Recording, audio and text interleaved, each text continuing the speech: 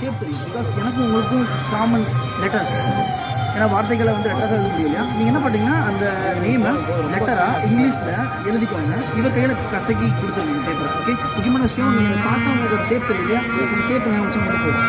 நான் இது கண்ணை முடிக்கிறேன், நான் இது கண்ணை இருக்கவும் முடிக்கிறேன். இது நான் காரணம் எழுதி முடிச்சு சொல்லுங்கள். கேபிட்டல் என்னால் கடைசியாக படிக்க முடியும். எழுதிங்கன்னா ஏன் அந்த பேப்பர் வச்சுக்கோங்க, கையில் கசக்கிக்கோங்க.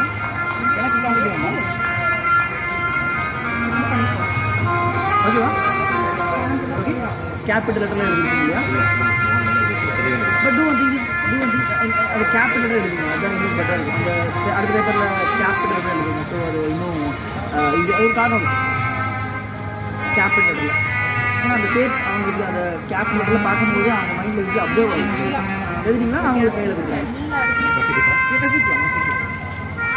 ஓகேவா சார்? அந்த பேப்பர் ஓப்பன் பண்ண கையில் கசிக்க முடிச்சுக்கோங்க. ஸ்ட்ராங்காக முடிக்கோங்க. ஓகே தானே? பிடிச்சிங்களா? ரைட். ஸோ நீங்கள் என்ன பண்ணி பேப்பர் கையில் பார்த்துக்கோங்க. ஓகே, யா அப்படி கையில் வச்சுக்கோங்க. பரவாயில்ல, கையில் இப்படி கசிக்க வச்சுக்கோங்க. அவ்வளோதான். ஓகே, கையில் ஸ்ட்ராங்காக முடிக்கணும். உங்கள் ஆள் கட்டி வரல இப்படி அந்த கையிலேயே வச்சுக்கோங்க. ஓகே, என்னோட வரல சொல்லுங்க. உங்கள் மனசுக்குள்ள அந்த நேமை நீங்கள் அவங்க எழுதும்போது பார்த்தீங்க இல்லையா, அதை உங்கள் மனசில் நீங்கள் எழுதுகிற மாதிரியே இமேஜின் பண்ணிக்கோங்க. நீங்கள் எழுதுகிற மாதிரியே. ஓகே, அந்த பேர் மனசில் 2ஆக பிரிஞ்சிருக்கும்னு நினைக்கிறேன். நான் ஃபஸ்ட்டு சொல்லியிருப்பேன் அந்த பேர் 2ஆக பிரிஞ்சிருக்கும் இல்லையா. அந்த பேரோட 2வது பேரை மனசில் சொல்லுங்கள், மனசுக்குள்ளே சொல்லுங்கள். அவங்க மனசில் சொல்லக்கூடிய அந்த விஷயம் உங்கள் ஹார்ட் பீட் வழியாக பம்ப் ஆகி உங்கள் கை வழியாக போகுது, உங்கள் விரல் வழியாக என்னோட கைக்கு என்னோடய ஹார்ட்டில் பம்ப் ஆகி அது எனக்கு பெரிய வாய்ப்பு இல்லவே இல்லை.